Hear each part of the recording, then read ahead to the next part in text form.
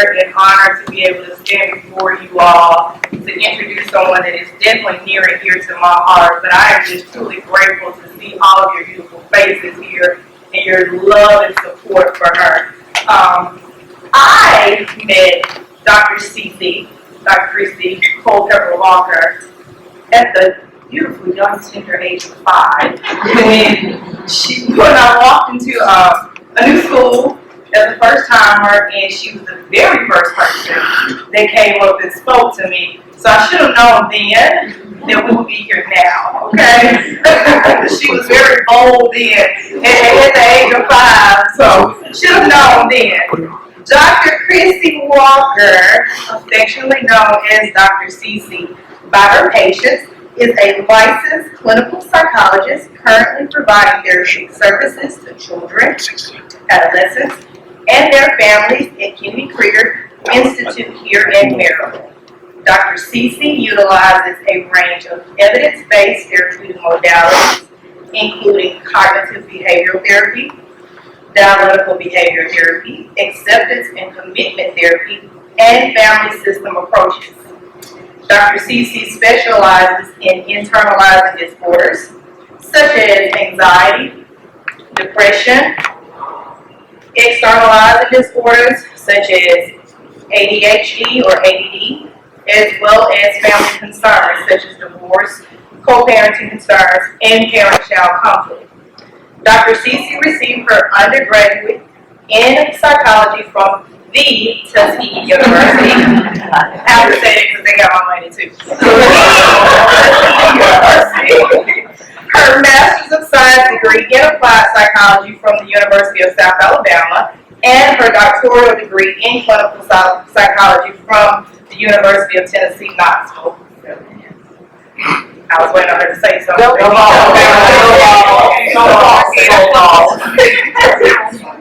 Dr. CC also completed a 1-year doctoral internship at the University of Florida Shands Hospital System.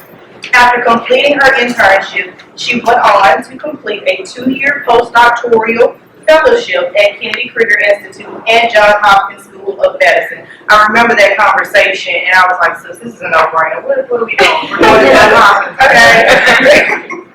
In addition to providing therapeutic services, Dr. CC is involved in training some of the best and brightest, as she is the director of her clinic's postdoctoral fellowship. She calls them her babies.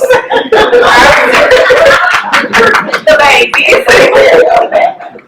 Outside of her work at Kennedy Krieger Institute, Dr. CC provides presentations and workshops on various topics to other providers as well as people in the community. Some of her topics include self-care for mental health providers, the impact of mental health on overall functioning, health provider burnout, and the importance of being your authentic self. We talk about this all the time.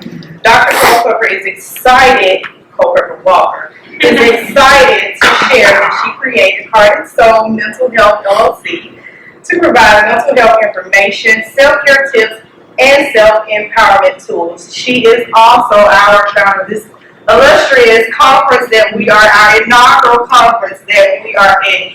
It is indeed an honor, a privilege to be able to come. We're not. My sister, my best friend for 35 years, the beautiful spirit, Dr. Christy Walker Culpepper.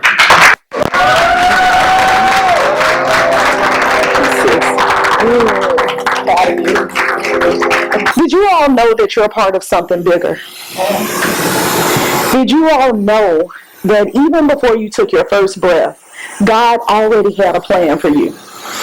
And because he had a plan for you, he equipped you with everything that you needed. Who all knew that already? I see some hands, some claps. I'm happy y'all knew that. I didn't always know, okay? I was not always in a place where I knew that my words were powerful. I didn't always know that my presence was needed. I didn't always know that God had a plan for me that included all the tools from the beginning. There was no need for me to do more and try to morph and be somebody else. Who I was enough right in the moment. And so, y'all, that's why we're here today. We're here to find out exactly who we are and to take that and go on and do something great with it. So, you all know the phrase, if I had known then what I know now. Everybody know that phrase? Yeah. Probably have said it a couple of times as well. Right? Yeah. And so, y'all, not only is it a phrase, it's also a song title for a couple of people. So Kenny Rogers has a song titled that. So does Life Jennings. So two different types of musical artists, but the idea and the message behind it is the same. If I had known then, if I had the information back then, whatever back then is for you, whether that was high school, college, their first relationship, their first job, whatever back then was, if I had known back then what I know now, things would be different. I would have done things differently, right? So for me, what that means is I wouldn't have spent so much time trying to fit into boxes that other people created. I wouldn't have spent time dimming my light and shrinking myself to make sure that I wasn't too whatever the two is, too much, too talkative, too black, too pretty, whatever it might have been, right? And so now when we have the information that we need, when we are bold, when we know that we are fearfully and wonderfully made, and not just hear that, because we probably have all heard that. I got a lot of Christian folks in here, right? Y'all have heard the verse, right? You heard it in church. I heard it, but now I know it. I know it to be true, that I am fearfully and wonderfully made. And so when we know that, y'all, we can go on to do so much. We can have so much of an impact. And that's why we're here, to be as free as possible, as soon as possible, and be as free as we can in all sorts of areas. So I don't know about y'all, but I've already felt God moving today. I might get a little emotional, but y'all just lean in with me, okay? But God is moving. All the stuff that Khadijah said up here, that is right in line with what we're talking about today. Breaking chains, breaking strongholds. What Dr. Shalonda prayed for. That's been my prayer for about 2 years now. That's how long I've been working on Free Before 40, for about 2 years. And so what I'm going to do is give you all a roadmap today into how to be more yourself, how to be more authentic, how to be more free. And so my acronym, M.A.G.I.C, you can put it up there for me. So M.A.G.I.C stands for mannerisms, attitudes and approach, genuineness, identity, and core values.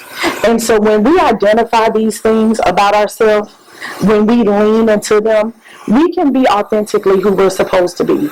We can show up in spaces just as ourselves. And y'all, what that does for us, and I see a few people in here that have poured this into me, what that does for us is create space for other people. Right? So, Tasha read for you all, training is really important to me. I have a few trainees here today. Y'all say hey. And so one thing that trainees across time has told me is that they have felt like they can be more themselves because I've shown up as myself, right? So that's important. It's important for us to show up and show our magic. Did y'all know y'all were magic? Who knew? Yes, awesome.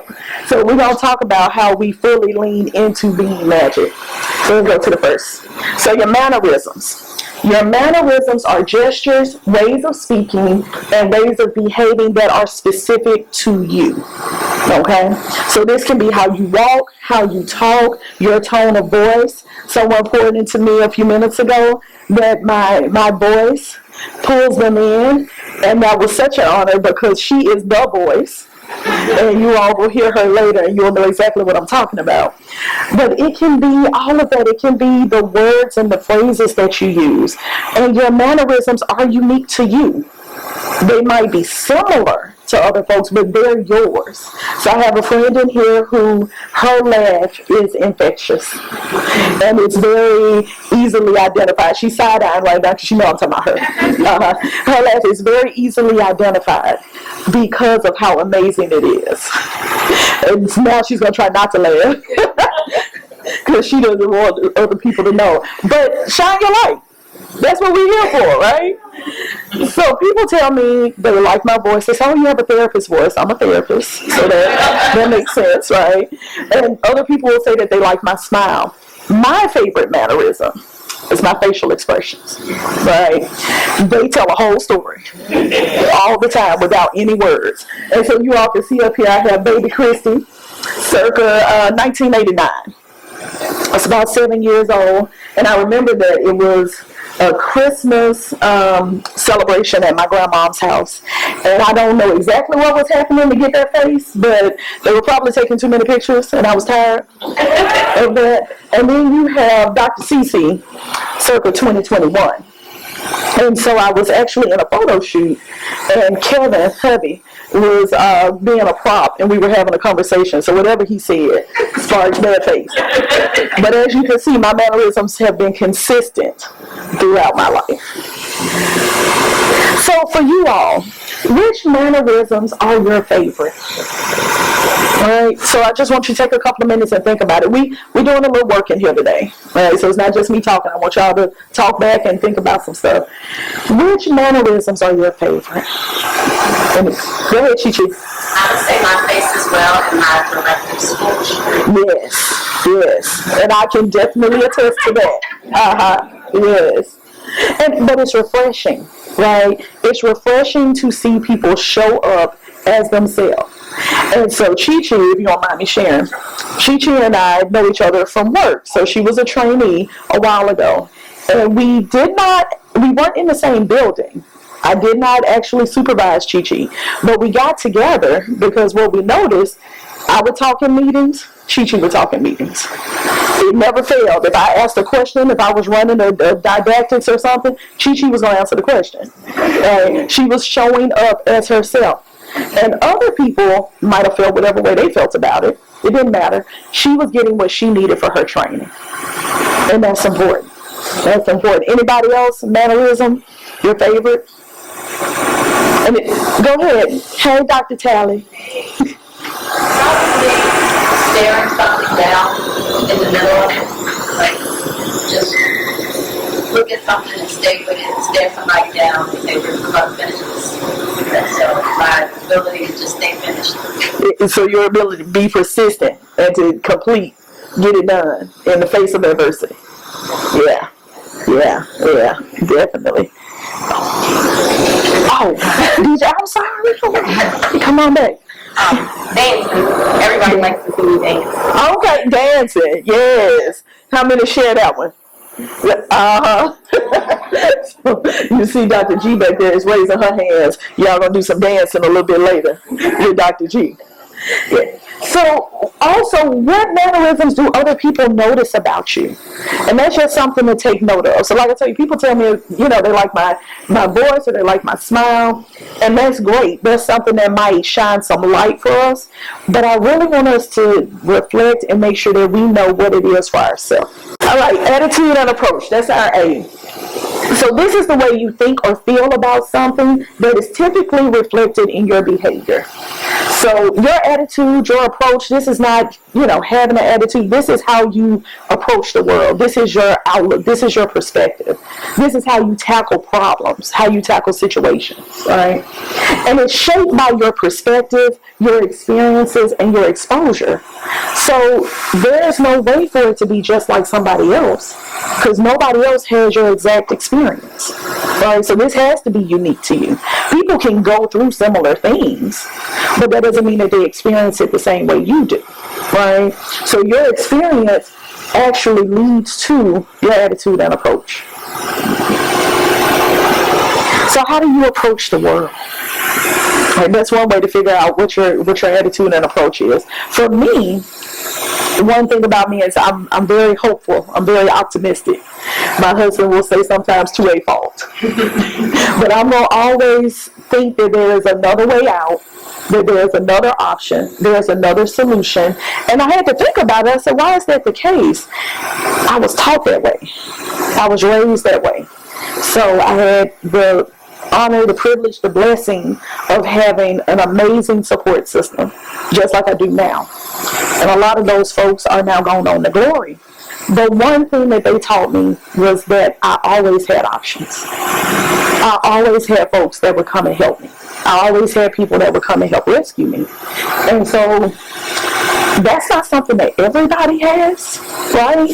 We can't all say that, but we all can make sure that we are working towards having the approach that we want to have, right? So if you want to be optimistic and that wasn't how you was raised, that's okay. That's something you can work on. That's a journey, right? That's a journey you can take. And then how do you use your experiences to approach situations? So my husband is actually great for this because he used his experiences to help out with how he looks at money, right? And how he talks about money, how he talks about finances and wealth, right? So even though he'll tell you he didn't come up with money, that just drove him and motivated him to make sure that he wasn't in that position anymore, right? Who in here can say, I didn't start out this way, but where I am now is where I want to be? Yeah. That's a blessing. That's a blessing. And if you're not where you want to be, you can look at everybody else that can say that, and you can say, I can do it too. Right? Might not have started the race in one place, but guess what? I'm going to finish it where I'm supposed to finish it. Yeah. So G is for genuineness. Genuineness is the quality of being exactly who you are. Be yourself. Everybody else already taken. Y'all heard that before? Yeah. They tried to attribute it to Oscar Wilde, but they can't really prove that Oscar Wilde said that. Right? So I didn't put his name up here because we don't know that. But be yourself because everybody else is already taken. And who you are is exactly what's needed. Who you are, that's who someone needed to see, right? So I can remember a lot of times trying to morph and change myself into somebody else. One in particular, when I think about genuineness, I had to do a speech for graduation, high school graduation, and I was the salutatorian. And so I tried to get out of it at first. Because I was like, no, this real big, like it's a big deal. Y'all don't need to hear from me. Let's just do one speech this year. Don't worry about me. You just gonna do one speech. And they said, no, you're gonna do a speech, right? And when I think back on it, y'all, I did not think I had anything meaningful to say. And what a shame, right? What a shame to not believe that your words were meaningful when you earned the title of whatever it is, right? And so that's for somebody out here, right? You earned what you have. And so what you have to say, what you have to give, what you have to present, that's meaningful. And it's needed. So I wasn't allowed to get out of it. So I wrote this speech, y'all. And the speech was, it was filled with a whole bunch of what I call $10 words. Okay? I got my thesaurus out. I got my dictionary out. And I wrote this speech, and I presented it to my English teacher because she was the one who was in charge. And she knew me. We had a good relationship in and out of school, right? And she said, who wrote this? What is this? And I said, I wrote it.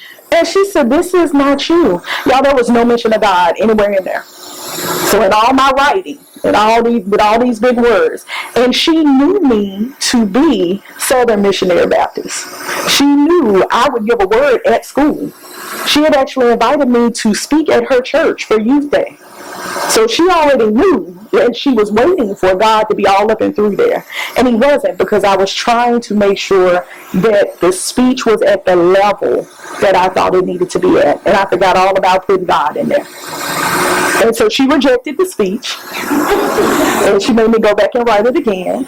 And so this time I decided to write what I felt. I decided to write how I was feeling in the moment, what I thought about the 4 years that we had been in high school, and where we were going next, and how scared we were to be going on to this next journey.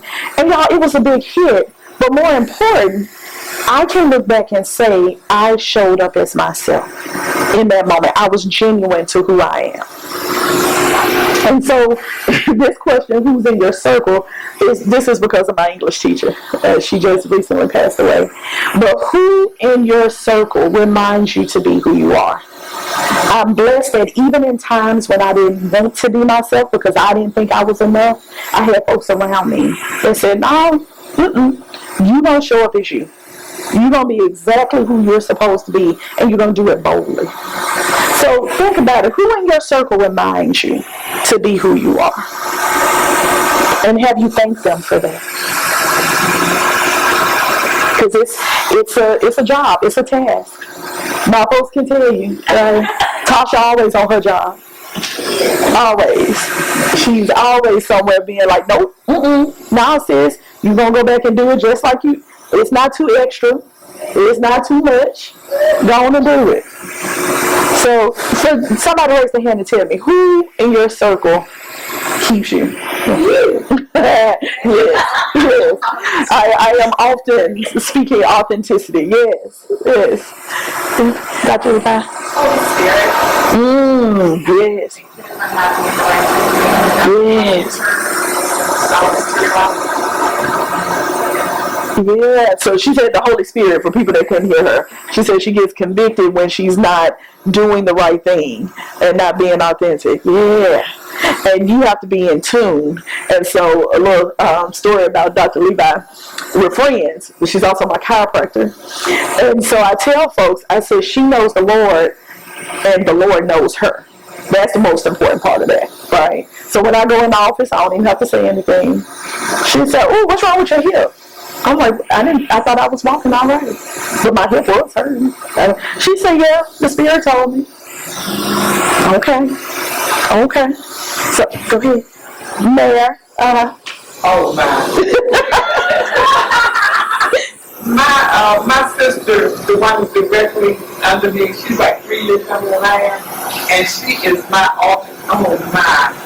I will, no matter what, throughout life, she's always going to make sure that you remain your genuine self. Yes. No getting around it. I love it. Sometimes you might not like it, but it's a reality. Yes. Yeah. And I love it. That's a blessing. That's a blessing to have her. Yes, ma'am, Danielle? I can co-sign, so that's my mother and my mom. Okay, so she's talking about your mom. Yeah. I love it. And y'all, what? It's a blessing to have a circle like that. And if you don't, let's work on getting you that circle.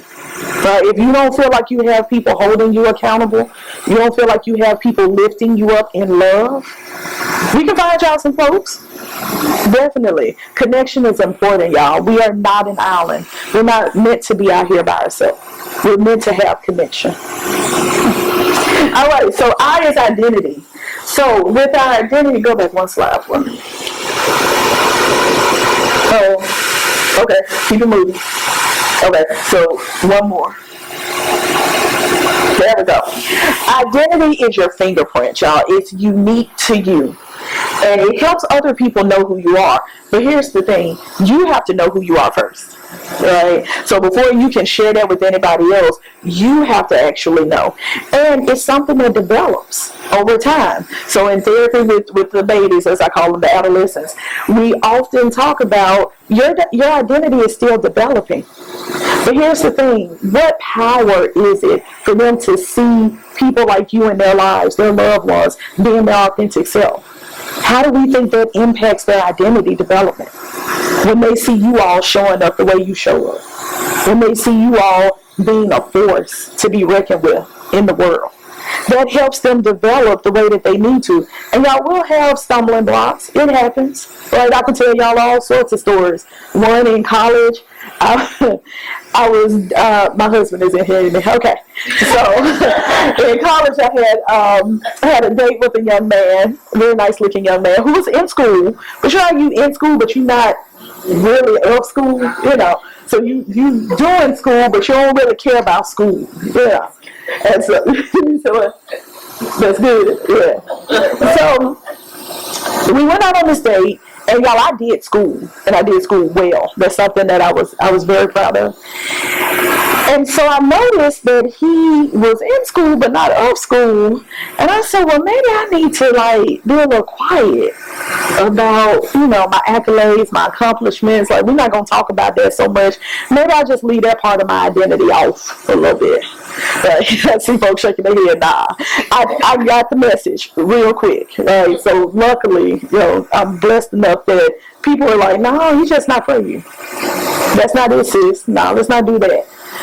But when you are developing, you want to make sure that you have folks around you that you can look at and you can see, oh, they're showing up as themselves.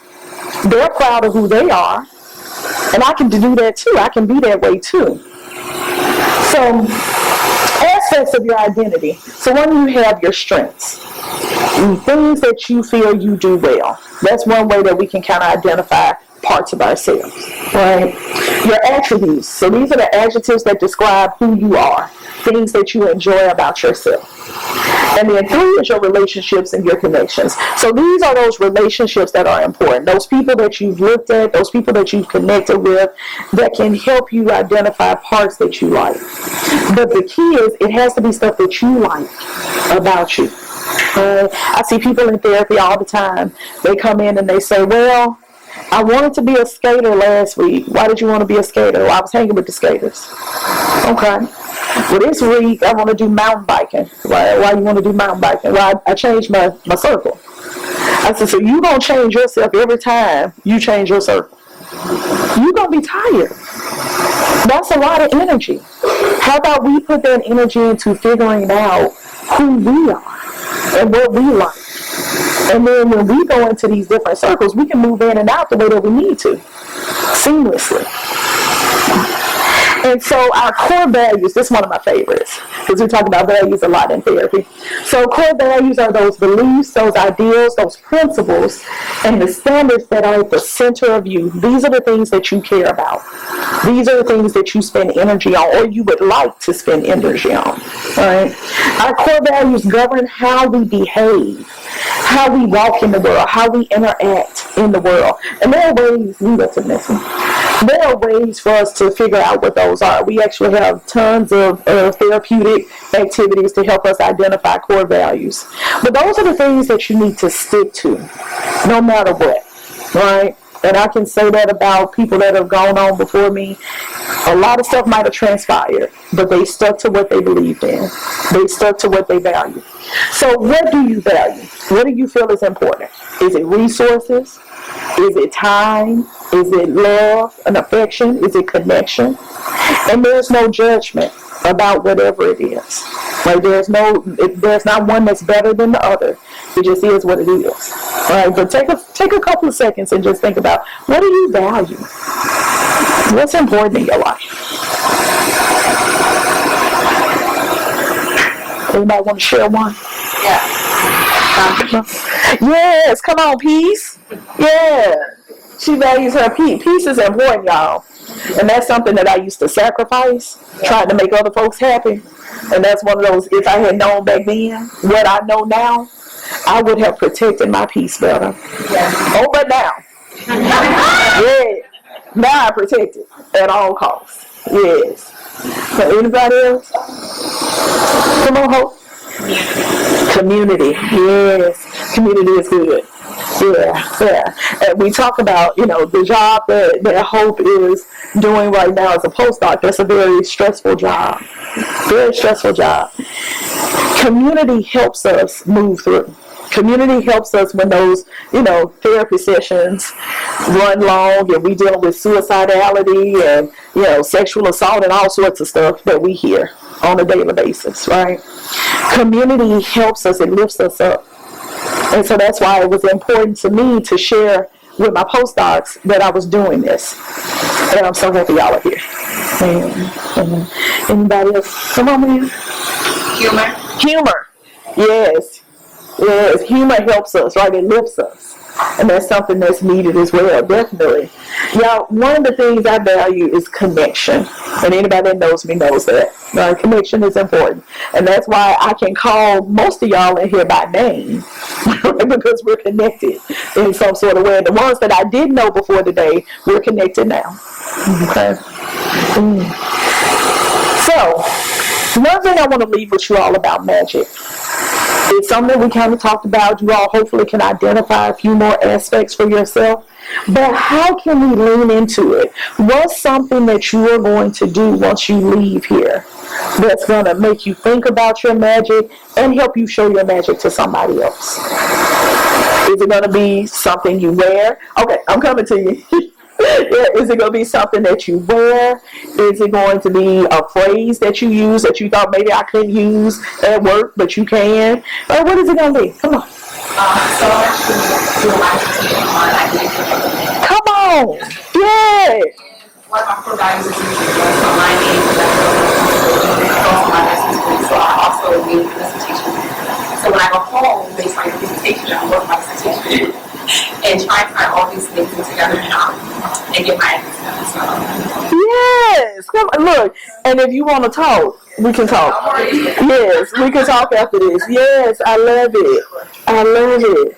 Yeah, so if you all didn't hear, she says, so her dissertation is on identity development. And so she's going to take all this and tie it together. Yeah, and put it in. I love it. We got a few doctors in the room, so we can talk to a few folks. Yeah.